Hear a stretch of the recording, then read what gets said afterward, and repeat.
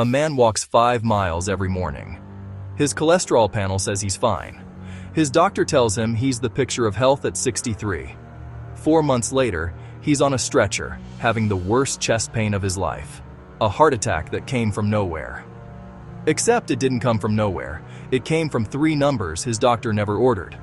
Every year in the United States, roughly half of people who have a heart attack have cholesterol levels doctors consider normal. Half. Not high. Not borderline. Normal. If you're over 60 and you've been told your labs look great, this video is not here to reassure you. It's here to show you exactly what your standard blood panel is missing, and what to ask for instead. Here's what almost every routine physical checks. Total cholesterol, LDL, HDL, triglycerides. This panel was designed decades ago, and it does one thing reasonably well. It estimates how much cholesterol, by weight, is floating in your blood. What it does not do is tell you how many particles are carrying that cholesterol around your bloodstream, and that distinction turns out to matter more than the cholesterol number itself. In 2019, a large Mendelian randomization analysis published in JAMA Cardiology, later reinforced by a European Society of Cardiology consensus statement, made a case that reshaped how many cardiologists think about risk. Cardiovascular disease isn't driven by cholesterol mass, it's driven by the number of ApoB-containing particles that get lodged in your artery walls. 2 people can have identical LDL cholesterol numbers, say 100 milligrams per deciliter, and have wildly different numbers of those particles, because the particles carrying the cholesterol come in different sizes. Someone with lots of small, dense, cholesterol-poor particles can have a normal LDL number on paper, while carrying a genuinely dangerous particle burden. Framingham Offspring study data going back over a decade showed that ApoB outperformed LDL cholesterol as a predictor of cardiovascular events in exactly this kind of discordant case. And that discordance between LDL and ApoB isn't rare. Estimates from several large cohort studies put it somewhere between 15 and 20% of adults, meaning roughly 1 in 6 or 7 people walking around with good cholesterol numbers are actually carrying elevated risk that a standard panel will never flag. Add in a second gap. Even a perfect ApoB reading says nothing about a genetically inherited particle called lipoprotein AA, LPAA, which isn't part of any routine panel at all, in most clinics, ever. And add a third gap. None of these blood numbers actually tell you what's already happening inside your arteries. They estimate risk. They don't look. This is precisely why so many of the heart attacks doctors call unexpected happen to people who exercise, eat reasonably well, and have cholesterol numbers their doctor calls fine. The panel isn't lying.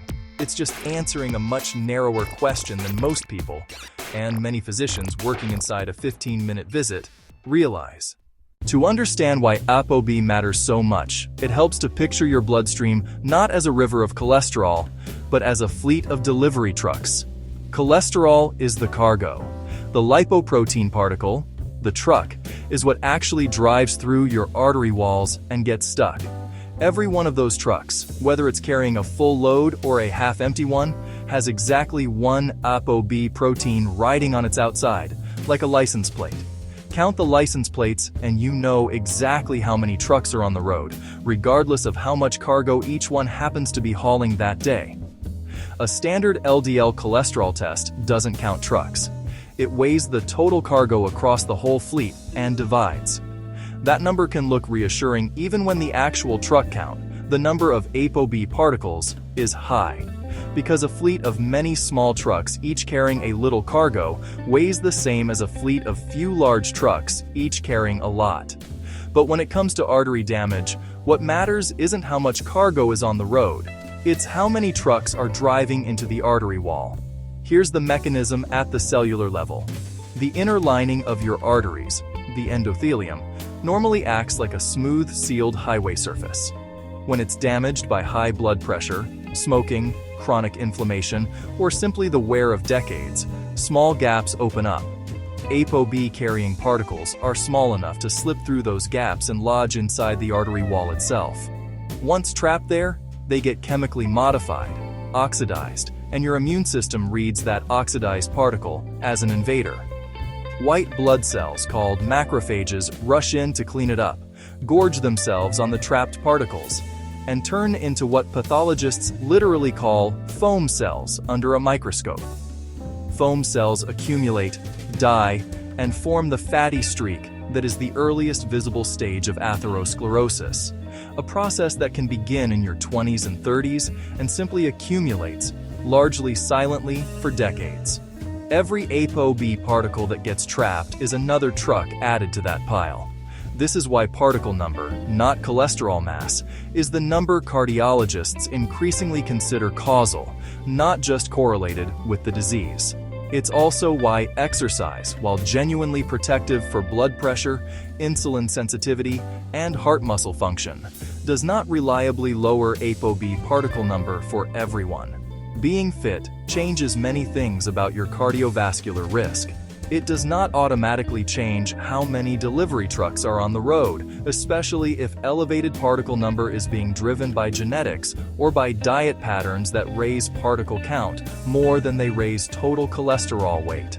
Refined carbohydrates and certain saturated fat patterns are particularly good at doing exactly that, increasing the number of small, dense particles without dramatically moving the total cholesterol number, your standard panel reports.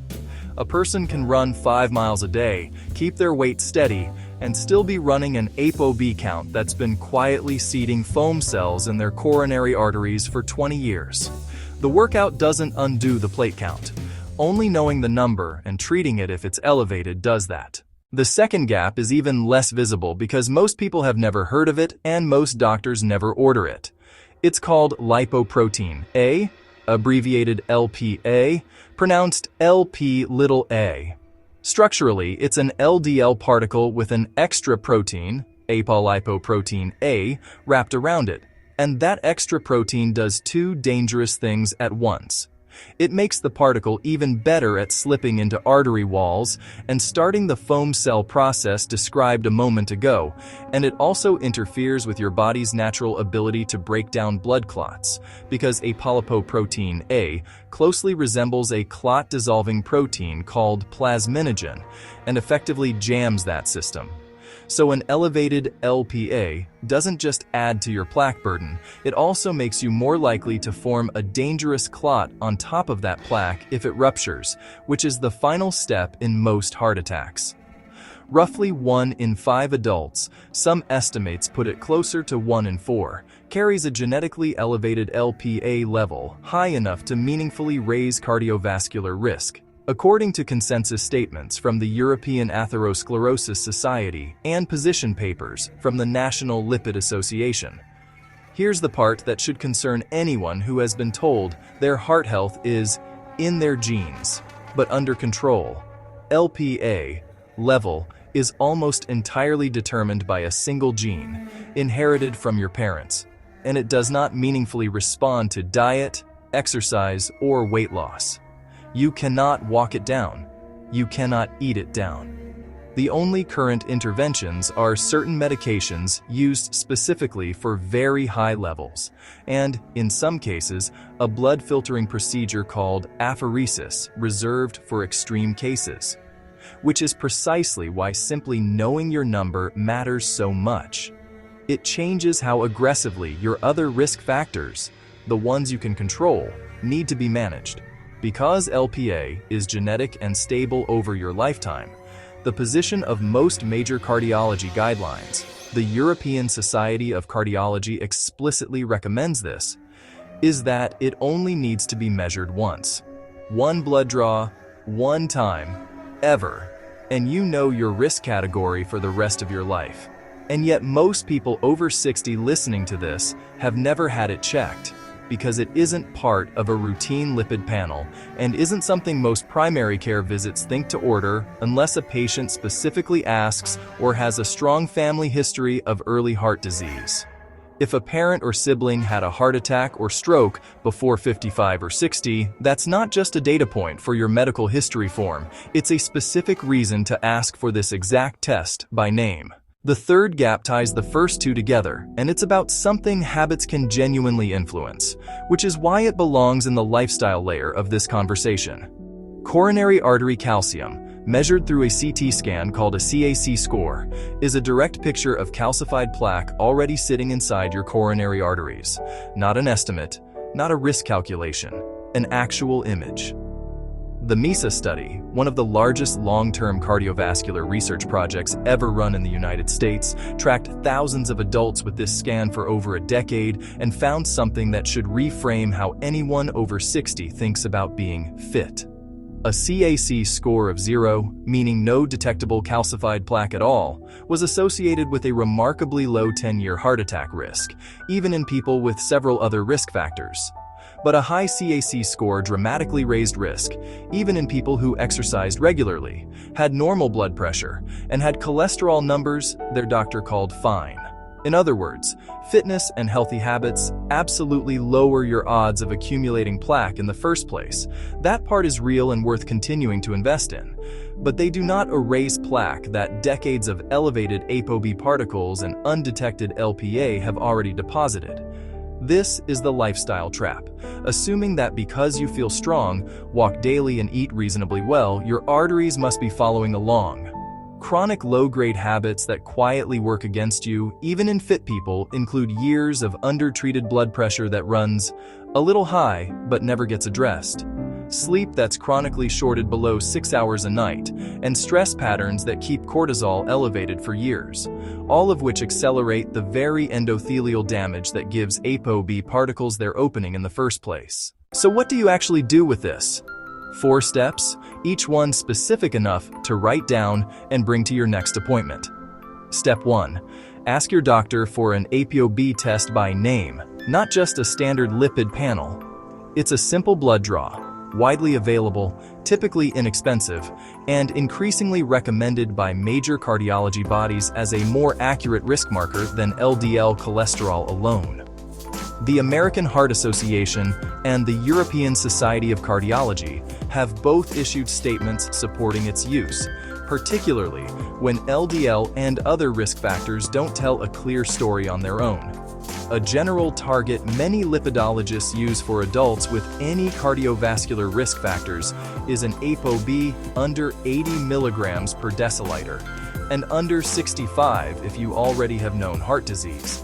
But the number itself matters less than simply having it measured at all, since roughly 9 in 10 people who get this test have simply never had it ordered before. Step 2. Ask for a one-time LPA test, especially if you have any family history of early heart attack or stroke, a parent or sibling affected before age 55 or 60. Because it's genetically fixed, you only need this once in your life.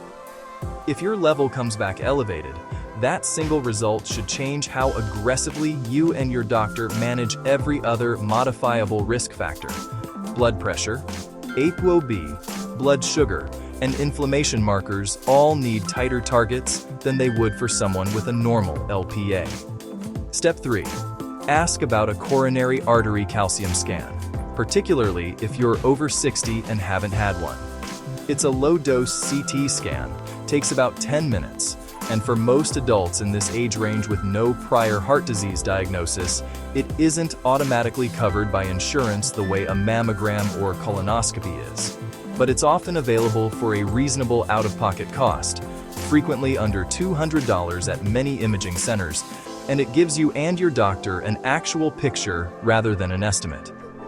A score of 0 is genuinely reassuring. A score above 100, especially combined with elevated ApoB or LPA, is a signal to treat more aggressively, not a verdict to panic over. It's information that changes the conversation about medication, not a countdown clock. Step 4. Bring these results back to a real conversation about statins or newer options like PCSK9 inhibitors, even if your total cholesterol number alone wouldn't have triggered that discussion. Statins lower ApoB particle number, not just cholesterol weight, which is exactly why they remain effective even in people whose standard cholesterol panel looked acceptable to begin with. If your CAC score and ApoB both come back elevated, this is a conversation worth having directly and specifically, not a vague, let's watch it from a 15-minute visit, but a targeted discussion about numbers, targets, and a follow-up plan with actual dates on it. Write these 4 steps down. Bring them in. Ask for each test by its specific name, ApoB, LPA, coronary calcium score, because a nurse taking notes for a packed schedule will act on a specific written request far more reliably than a general comment about wanting to check on your heart health. 3 mistakes worth naming directly. First, assuming that a normal total cholesterol number means the conversation is closed. It means one narrow part of the picture looks fine, not that the whole picture does. Second, treating fitness as a substitute for testing. Regular exercise is genuinely protective, and nothing here is an argument against it. But I work out is not a lab value, and it cannot tell you your ApoB particle count, or whether you inherited an elevated LPA from a parent you may not have even known had heart disease, because earlier generations often weren't tested for any of this either. Third, and this one catches people specifically after they've done the right thing and gotten one of these tests, treating a single normal result as permanent proof of safety and never rechecking. ApoB and standard lipids can shift with weight, diet, and medication changes over the years, even though LPA itself stays fixed. A test from 5 years ago doesn't describe your arteries today. None of these mistakes come from carelessness. They come from a healthcare system that, for understandable reasons of cost and time, defaults to the cheapest, fastest panel, and from decades of public health messaging that equated cholesterol number with heart risk so completely that most people, and plenty of clinicians, never learned there was more underneath it. Here's the reframe worth carrying out of this video. Feeling healthy and having clean arteries are not the same fact, and for decades, the standard blood panel let millions of people conflate the two. Your heart attack risk isn't written in how far you can walk or how your energy feels at 63. It's written, quite literally, in the number of particles trapped in your artery walls, a number your default lab work was never designed to count. That's not a reason for fear. It's a reason for 3 specific requests at your next appointment: ApoB, LPA, and a coronary calcium score. Each one is inexpensive, each one is available, and together they tell a story your total cholesterol number simply cannot tell on its own. The gap between feeling fine and being fine is closable, but only if you know which numbers to ask for. If this opened your eyes to something your doctor hasn't mentioned, hit the like button and subscribe. We cover what doesn't fit in a 10-minute appointment. Visit healthhustleacademy.com. We've put together the exact tools and supplement resources we talk about in these videos. All links are in the description. Take care of your body. Nobody else is going to do it for you.